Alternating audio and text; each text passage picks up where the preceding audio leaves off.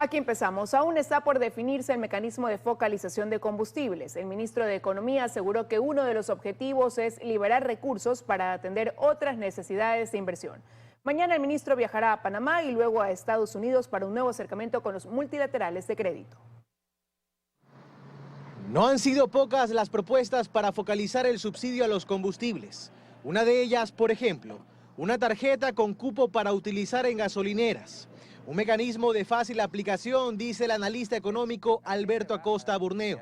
Por ejemplo, el transporte masivo de personas, los buses, establecer un consumo promedio por mes, negociar ese consumo promedio y establecer un precio base. Y calcular mes a mes cuál es el valor del subsidio, transfiriendo, por ejemplo, a través de una tarjeta de débito que sirve para consumir solamente en gasolineras. Desde el movimiento indígena se ha propuesto, por ejemplo, que los autos de alta gama no se beneficien del subsidio. Pero a criterio de Acosta, esta propuesta requiere de un sistema mucho más complejo. En todo caso, el ministro de Economía y Finanzas es claro. Aún no se han definido mecanismos. Estamos analizando varias alternativas. Una, el concepto de que tienen que ser los subsidios focalizados. No puede ser que los subsidios los reciban personas que no los deben de recibir. Lo que sí está claro es que el gobierno apunta a liberar parte de los recursos que hoy se destinan a subsidiar combustibles. Los recursos no sobran, los recursos son escasos, ¿no? Por eso tenemos que ser todos empáticos y solidarios y tener una focalización de subsidios a los combustibles para poder liberar recursos para invertir en salud y en educación. Esos 3.345 millones de dólares de subsidio de los combustibles debieron haber ido a los más pobres y no a quien sí puede pagar esa tarifa. En otro tema, el ministro de Finanzas asegura que la tarea de bajar las deudas del gobierno central continúa. Se refirió a lo pendiente con el IES y el Ministerio de Salud Pública. Al IES ya le aseguramos y hemos entregado 140 millones de dólares para que puedan cubrir sus obligaciones con prestadores de salud. Y con el Ministerio de Salud hemos definido una deuda de 100 millones auditada, de los cuales hemos dado 20 millones de dólares y vamos a estar dando durante 5 meses esa cantidad para poder saldar esos 100 millones de dólares. Pablo Arosemena se prepara para su primer viaje internacional en calidad de ministro de Economía. Estará en Panamá y en Estados Unidos. Mira, voy a estar primero en la CAF, la Corporación Andina de Fomento, esa es una primera parada en la ciudad de Panamá y luego avanzo a estar en Washington. Vamos a reunir con los multilaterales, Fondo Monetario Internacional, Banco Mundial, BID, para tener conversaciones, contar cómo estamos llevando adelante el manejo de nuestra economía. El ministro estará de vuelta el próximo viernes. En Guayaquil, Carlos Acoto, 24 horas. Y con la declaratoria de emergencia en los hospitales del IES, ahora la expectativa de los afiliados es que la atención mejore. Los hospitales del Seguro Social en Ecuador realmente están en emergencia. Basta escuchar a Byron, cuyo padre actualmente es atendido en el Teodoro Maldonado Carbo de Guayaquil, para darse cuenta. Yo traje a mi señor padre aquí desde las 5 de la tarde y recién a las 3 de la mañana le dieron una cama. Y a las 11 de la noche que voy a comprar omeprazol, 5 ampollas. Un suero, que un suero no tenga un hospital, da pena y lástima. Norma, en cambio, la mañana de este lunes acudió a su cita en consulta externa. Tuvimos consulta con el médico vascular, pero no había medicina. Que es lo mismo que cuenta Laura, paciente con insuficiencia renal. Ahora último no me han dado casi nada de remedio porque no hay. Y Norberto, quien pertenece al grupo de pacientes con enfermedades catastróficas, pues tiene cáncer de tiroides. Pero ahorita lamentablemente no hay medicina. Venimos a consulta a ver si que hay medicina y si no, lo dan la receta para comprar. Pero lamentablemente uno todos los meses aporta al seguro y sin embargo no hay medicina. El pasado 14 de julio el IES declaró en emergencia a los hospitales de la Dirección del Seguro General de Salud Individual y Familiar y a los que conforman el Seguro Social Campesino. Lo cual va a contribuir a trabajar conjuntamente para solucionar los problemas que se han ido presentando. El objetivo es agilizar la compra de los medicamentos e insumos que se requieren según los informes técnicos pertinentes para asegurar la atención oportuna en salud para los afiliados, pensionistas y jubilados. La emergencia estará vigente por 60 días, es decir, entre el 14 de julio y el 14 de septiembre. La declaratoria incluso llega 27 días después de que el presidente Guillermo Lasso había fijado una emergencia de 60 días para todo el sistema público de salud. Los 4 sistemas de salud liderados por el Ministerio de Salud Pública han declarado la emergencia en el sector salud, es decir, Ministerio de Salud Pública, Instituto Ecuatoriano de Seguridad Social, Instituto de las Fuerzas Armadas y de la Policía Nacional. Los usuarios lo único que esperan esperan es que con esto la atención realmente mejore. Que haya por lo menos los medicamentos, lo básico. Que todas las medicinas lleguen, dice Rosa, quien padece de la enfermedad de Gaucher, catalogada como rara, de quien hace 10 meses el Estado no le proporciona el tratamiento que requiere. Hasta el año pasado me dejé de medicar porque ya no había el medicamento. Desde ahí ya después de 4 meses empecé ya con los dolores, con los moretones, vasos, el hígado hinchado. Otra vez he comenzado a andar hasta en la silla de ruedas porque no puedo casi caminar por el dolor. Tengo también dolor en la columna. Esa medicina es mi vida. En otros temas, 5 temas importantes tendrá que resolver el municipio de Quito en estos 5 meses para poder tener al metro funcionando en diciembre. Por Metro de Medellín, Colombia y Transdev de Francia. A pesar de que el alcalde de Quito ya anunció una fecha para poner a operar el metro de Quito, que sería en diciembre, aún hay temas que se deben definir y resolver en estos 5 meses. Está, por ejemplo, el tema de la contratación y la capacitación del personal, que serán aproximadamente unas 600 personas. A partir de que se firme el contrato, es obligación del consorcio contratar el personal necesario para operar el metro. Lo tiene que hacer el consorcio, no el municipio. Otro de los temas complejos que tiene que ser resuelto es el de las rutas y frecuencias del transporte público, que deberán ser remodificadas en la ciudad, sistema que brindará apoyo en superficie al metro de la ciudad. Ya hemos conversado con las empresas de transporte y están dispuestos a tener una reasignación en función de los contratos que existen, pero ampliando las rutas. A esto se suma el sistema de recaudo que aún no ha sido resuelto. Las autoridades hablan de un sistema moderno electrónico, tal y como existen en otros países donde operan metros. Ya está contratado el sistema informático, estamos trabajando con los bancos, con las empresas comerciales, porque la única forma en que un ciudadano va a poder entrar al metro es a través de una tarjeta. Y uno de los temas más complejos que frenaría y retrasaría la operación del metro por temas legales y de contratación es el sistema de comunicación interna. Tenemos que sacar a licitación contratos con las telefónicas, con aquellos que nos van a proveer de las comunicaciones. Esto no es tan fácil. Mientras que para el tema de la seguridad, el municipio tiene previsto manejar un sistema integrado de cámaras de seguridad conectadas al ECU 911 para verificar paso a paso lo que se registra debajo del metro. Va a haber delegados de Fuerzas Armadas, Policía Nacional, Policía Metropolitana, Cuerpo de Bomberos, Agencia de Tránsito, en la Estación 1, como un pequeño, repito, ECU 911. Sobre el tema del costo de la tarifa, que ya está establecida en una normativa, será de 45 centavos el viaje sencillo y 60 centavos el viaje integrado. En Quito, Paul Coello, 24 horas. En otro tema, hasta el momento analistas califican como positivo el diálogo entre el gobierno y la CONAIE en las mesas de trabajo. Hoy se llevó adelante la 4ª jornada de discusión sobre la banca pública y privada. Continuó una discusión ya avanzada la semana pasada. La mesa de la banca pública y privada se reinstaló hoy. Lo importante en esta mesa es uno de los temas más sensibles del acuerdo: la condonación de deuda, renegociación de financiamiento a 10 años plazo y recalificación de deudores en el sistema financiero público y privado.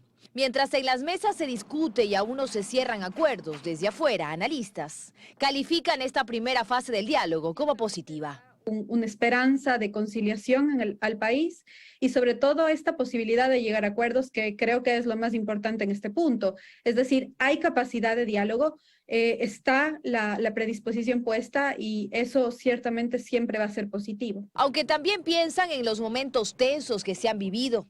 Hernández cree que las mesas deben ser cerradas, o sea, impedir cualquier tipo de interferencia. Que no lleguen nuevas reivindicaciones a la mesa, que no lleguen nuevos invitados a la mesa, etcétera, porque todo eso podría complicar el diálogo. A Aguirre también le preocupan los momentos tensos, pero más le preocupa que se ofrezcan cosas como la focalización del subsidio a los combustibles, que no se concreten. Concretar a través de políticas públicas, mirando visión comparada que se ha hecho en otros lugares, para poder implementarlo, aprovechar experticias que ya pueden existir y ganar sobre esta experiencia ya consolidada. ¿Pero qué podría pasar si no se cumplen los acuerdos?, se pregunta Hernández. Y entonces esperaron a que se les venga encima la CONAIE, esperaron y esperan. Es un gobierno que reacciona, no es un gobierno que sea activo, que sea proactivo. Es un gobierno que le gusta gestionar las crisis y no evitar las crisis. Y eso me parece que es grave. Él también destaca el papel de los mediadores. Aguirre, en cambio, el del ministro de Gobierno. Ella considera que el presidente de la República, Guillermo Lasso, hace bien al delegar a su máxima autoridad política a las mesas. Y no le causa ruido que el primer mandatario no se haya presentado en ellas. Lo que sí le preocupa son sus declaraciones. La dirigencia indígena no fue sensible ante esto, y creo que eso es digno de aplaudir. Que a pesar de todos estos obstáculos, el diálogo se ha concretado, y pues creo que del éxito de estas 2 primeras mesas dependerá las siguientes, así que hay que abonar para que esto resulte beneficioso para el país.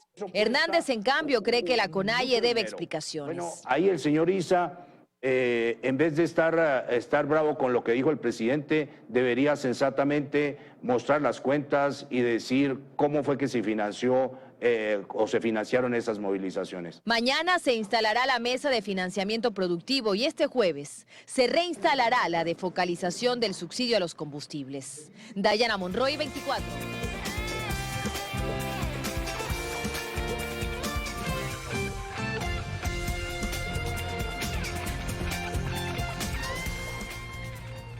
Continuamos con más información. El Consejo de la Judicatura avanza en el proceso de selección de jueces anticorrupción. De los 113 aspirantes deberán llenarse 14 plazas. En la lista de los postulantes constan algunos nombres de personajes polémicos por sus fallos como jueces o fiscales. Para estar en la lista de los 14 jueces de anticorrupción y el banco de elegibles, los aspirantes deberán tener al menos 80 puntos. Son 113 postulantes que avanzan en el concurso y entre ellos 68 hombres y 45 mujeres. El portal Primicias ha hecho una recopilación de algunos nombres, conocidos por su paso por la función judicial y por la política. De hecho, el 71% reportan experiencia en el sector. 20 magistrados, 29 agentes fiscales y un fiscal provincial. Algunos de ellos conocidos en la plataforma pública como el exfiscal Paul Pérez Reina o el fiscal Alberto Santillán, que lleva adelante el caso Yunda, el fiscal César Suárez del caso Ispol. Los jueces que sean seleccionados de esta lista de 113 postulantes deberán conocer casos de corrupción y relacionados con el crimen organizado y narcotráfico, entre otros delitos. Algunos con experiencia como jueces es el caso de la jueza Maribel Tapia del caso Yori, también de la jueza Salomé Palomeque. No obstante, hay quienes se han formado también con afinidad al quehacer político del país. Tatiana San Pedro, que fue asesora parlamentaria, y Jaime Olvido, ex asambleísta. Superada la fase de méritos y la prueba psicológica, se someterán a una evaluación teórica y práctica. Un comité de 18 expertos que han sido ya designados elaborará el banco de preguntas. Los jueces de anticorrupción podrían estar seleccionados a mediados de septiembre. Fausto Yepes, 24 horas.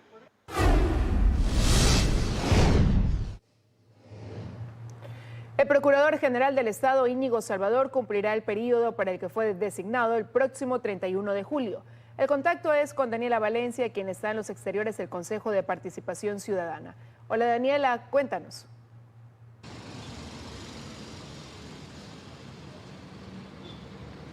Buenas tardes en estudio, amigos televidentes. Efectivamente, aunque el Consejo de Participación Ciudadana y Control Social es la entidad encargada de llevar adelante este proceso para la renovación del Procurador General del Estado, faltando 12 días para que se dé este cambio, el concurso ni siquiera inicia y el Ejecutivo no ha enviado la terna correspondiente, por lo que se esperaría que a partir del 1 de agosto el Procurador continúe con sus actividades prorrogadas, al igual que muchas otras entidades en el país. Nosotros les hemos preparado un reportaje al respecto. Veamos. Restan apenas 12 días para que el Procurador General del Estado, Íñigo Salvador, concluya los 4 años para los que fue nombrado y el proceso que debería designar a su reemplazo ni siquiera inicia. Esto a pesar de que desde abril ya existe el reglamento para la selección. De acuerdo al consejero de Participación, David Rosero, es algo que realmente preocupa. Pero quien convoca el orden del día y coloca los temas a discutir es el presidente del organismo. Entonces existe una preocupación por el retraso de diferentes concursos. Lo más probable es que a partir del 1 de agosto el representante judicial del Estado ecuatoriano continúe en el cargo prorrogado en funciones, pues no puede quedar acéfala esta entidad. Pero eso no quiere decir en lo absoluto que el Ecuador va a quedar sin defensa. Si no es el Procurador General del Estado, será el Subprocurador General del Estado hasta que se nombre el reemplazo definitivo del Procurador. La Procuraduría General pasaría a ser dirigida por un titular prorrogado, al igual que la Contraloría desde marzo de este año, o 2 de los 5 jueces del Tribunal Contencioso Electoral, cuyo periodo culminó en 2018. También es el caso de 2 vocales en el Consejo Nacional Electoral, que debieron ser nombrados en noviembre de 2021. Francamente, sintomáticos de un órgano que no ejerce las funciones que le corresponden. En varias ocasiones, las autoridades del Consejo han anunciado que estiman que los procesos de selección de estas autoridades tomen entre 5 y 6 meses. En Quito, Daniela Valencia, 24 horas. El Consejo de Participación Ciudadana y Control Social debe llevar adelante 12 procesos de selección. Hasta el momento solo han nombrado una autoridad, el superintendente de compañías, y según algunos consejeros el proceso que está más adelantado es la selección del superintendente de bancos, que deberá darse en los próximos días. Es lo que les podemos compartir al momento. Regresamos con ustedes a estudios. Una buena tarde. Muchísimas gracias, Daniela. El Consejo Nacional Electoral reconoció a Enrique Chávez como presidente de la Izquierda Democrática. Con esto, Chávez sostiene que se han zanjado las crisis dentro del Partido Naranja, por lo que impulsará el diálogo para recuperar a los asambleístas disidentes y empezará el proceso de primarias para las elecciones seccionales. Él es Enrique Chávez y desde el 16 de julio, por decisión del CNE, está al frente de la Izquierda Democrática. Creo yo que al haberse dado esta resolución, los problemas internos se terminan, las discrepancias se terminan. Asegura que tras un diálogo con el expresidente, la decisión del CNE quedará en firme. Por el bien del partido. No va a ser Guillermo Herrera el responsable de que el partido no pueda presentar candidaturas, a pesar de que sé que tengo la razón legal, a pesar de que tengo la sospecha, por decirlo menos, de que ha habido muchísimas incidencias para que el Consejo Electoral pueda tomar una decisión. Por ahora pasarán la página y empezarán con un diálogo con los disidentes de la Izquierda Democrática en la Asamblea.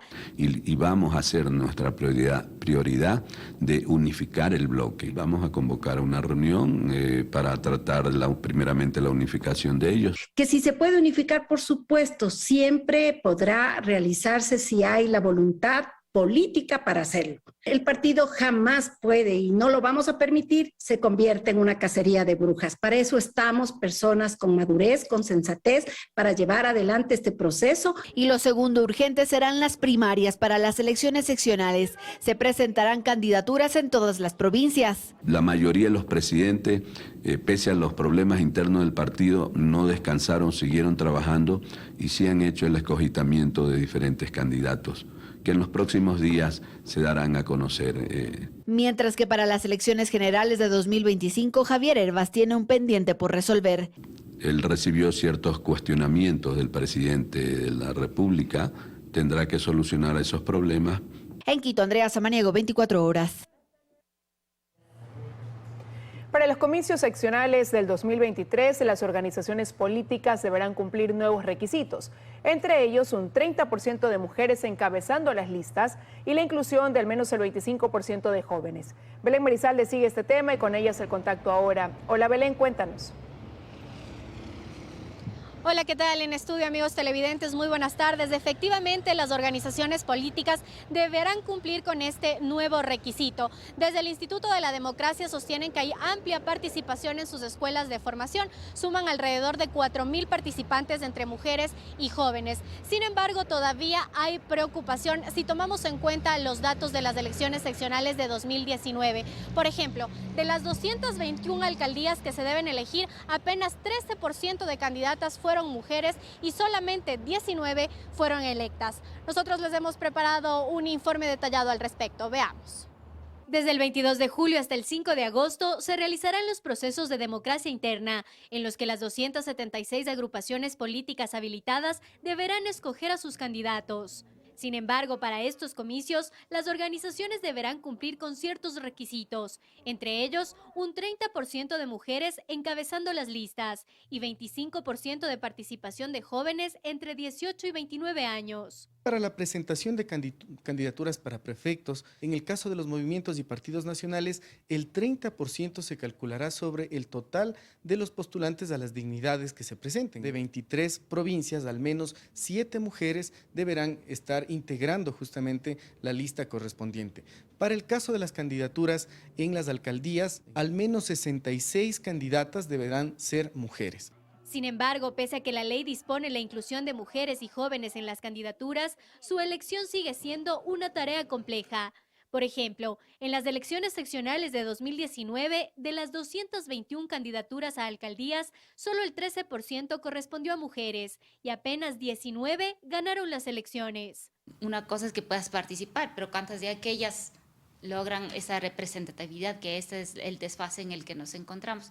Por ello, desde el Instituto de la Democracia han impulsado escuelas de formación con la participación de más de 4.000 mujeres y jóvenes y se han enfocado en provincias como Lago Agrio, Sucumbíos, Guaranda y Bolívar, en donde en las últimas elecciones no hubo ni una sola candidata mujer. Frente a estos nuevos requisitos, desde las organizaciones políticas aseguran que han venido trabajando en la formación de cuadros. No es sencillo, sin embargo es viable. Hay muchos jóvenes interesados en involucrarse en política.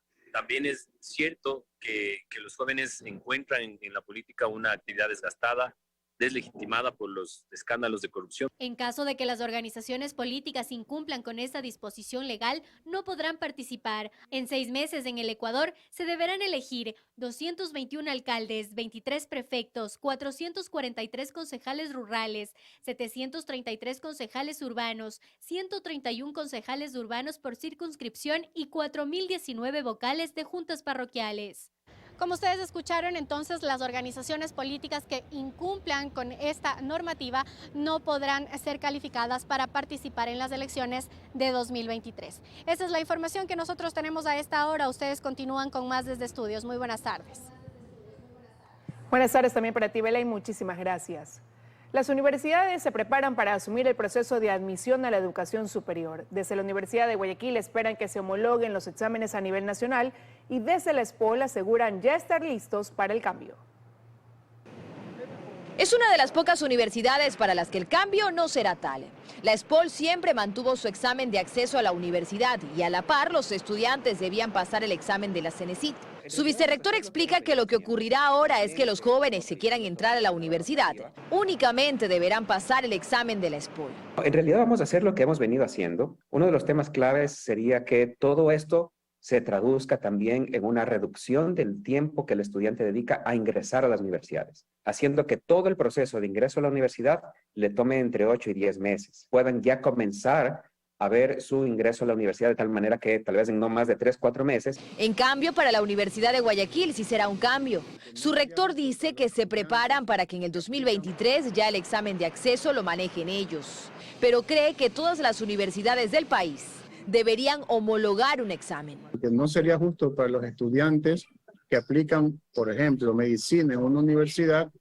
Nosotros tomamos un tipo de prueba y otra universidad puede tomarle otro tipo de prueba, siendo medicina mismos. Por si alguien se confunde, ambos aclaran que no existe libre acceso a la universidad para todos, porque no hay cupos suficientes. Físicamente ya tenemos los cupos que tenemos, físicamente no podemos ser más grandes. En la Universidad de Guayaquil se mantendrán los 8.300 cupos, en la SPOL los 3.500 cupos disponibles. El examen de esta última universidad mantendrá un 70% de evaluación de aptitud y un 30% de conocimientos, tal como en las últimas 5 décadas se explica. Sin embargo, leyendo el decreto ya de forma muy puntual, todavía da un espacio para que las universidades puedan solicitar a CENESID hacer todavía un examen conjunto. Es decir, yo puedo dar un examen nacional que me da un puntaje. Ok, con ese puntaje es que ahora sí yo voy a cada universidad a buscar mi espacio.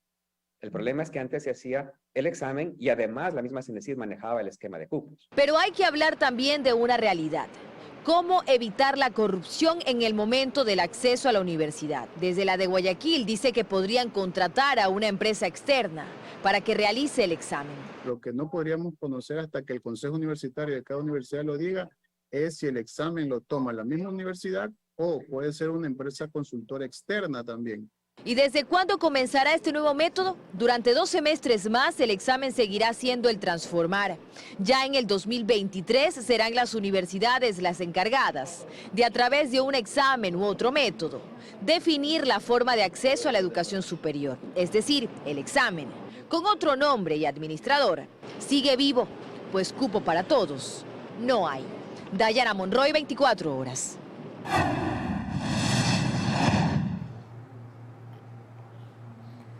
La Federación Deportiva del Guayas se reubicará el monumento al primer campeón olímpico ecuatoriano Jefferson Pérez en el Estadio Modelo Alberto Spencer. Nos vamos a enlazar con Hugo Quintana para que nos dé los detalles. Hola Hugo, te escuchamos. Dale. Hola, ¿qué tal? Buenas tardes. Es así, estamos en los exteriores del Estadio Modelo Alberto Spencer Herrera. Hoy acá en este denominado también Paseo de las Estrellas se realizó el acto de reubicación de la estatua en homenaje a Jefferson Pérez. Esta estatua, recordemos, fue construida en principio en el año 2003. En el 2012, por algunas adecuaciones en la vía y en la explanada del Estadio Modelo, tuvo que ser reubicada.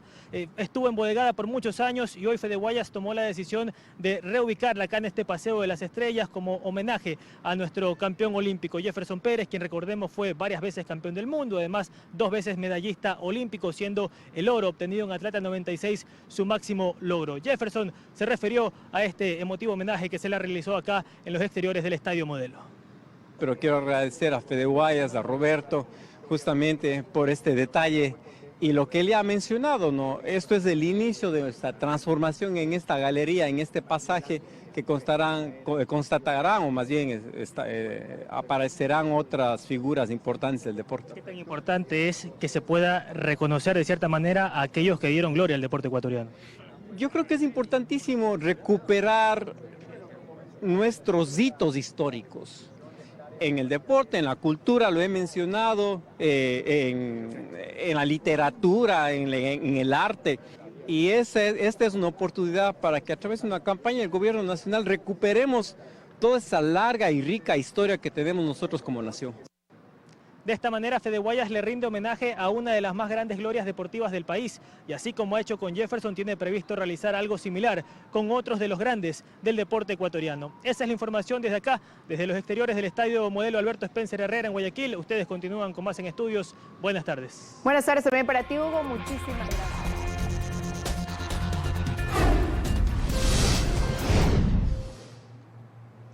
Estamos de regreso con más información. La Unidad Nacional de Almacenamiento es otra de las empresas públicas a las que el gobierno le extendió su proceso de liquidación. El contacto es con Joana Ramos, ella se encuentra en Daule y nos cuenta más. Hola Joana, adelante.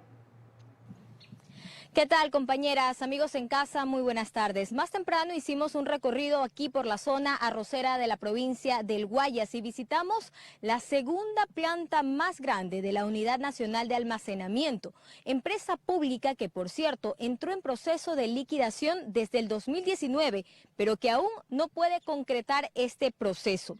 Y hay 2 problemas. La una, tienen bodegas 55,000 sacos de arroz, que son parte de la Reserva Estratégica de Soberanía Alimentaria del país.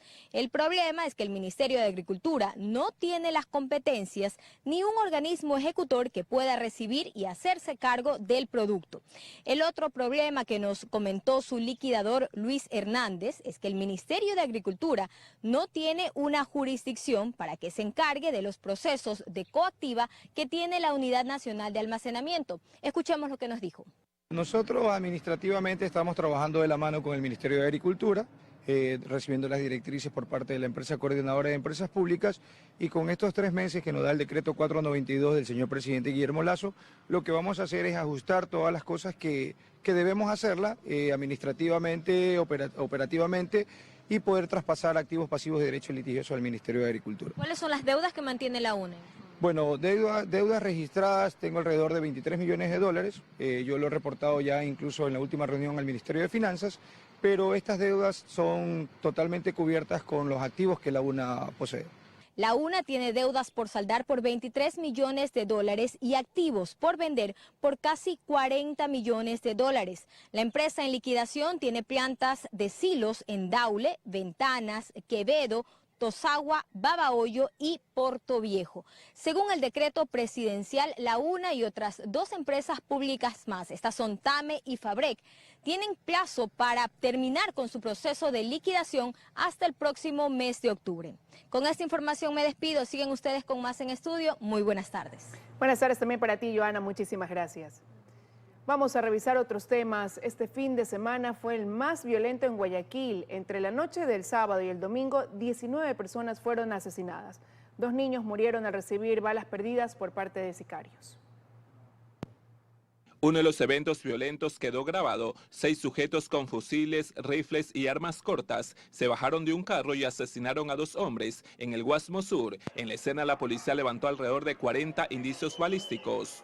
Estamos en el tema de buscar la motivación e investigando la motivación de ese caso. En la cooperativa San Francisco se registraron 4 eventos violentos. En 2 sectores distintos mataron a 2 hombres. Además, dispararon en una casa por más de 20 ocasiones. En este inmueble, 2 hermanitos de 10 y 6 años murieron. Hay una niña de 5 años que también recibió un disparo y se encuentra herida. Aparentemente, los pistoleros se equivocaron de vivienda. Buscaban a un individuo de la banda contraria para justiciarlo. Aparentemente, de acuerdo a la información que tenemos, se han equivocado de domicilio.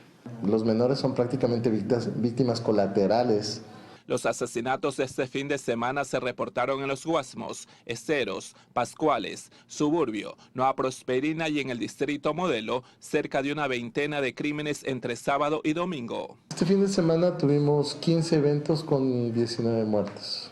El día sábado fue el más violento según el jefe encargado de la INACED. Tuvimos alrededor de 11 personas fallecidas por diferentes causas. De los 19 crímenes, la policía indica que la mayoría es por ajuste de cuentas y peleas entre bandas criminales. Han realizado operativos y allanamientos con la finalidad de capturar a los responsables. Paul Tutibén, 24 horas.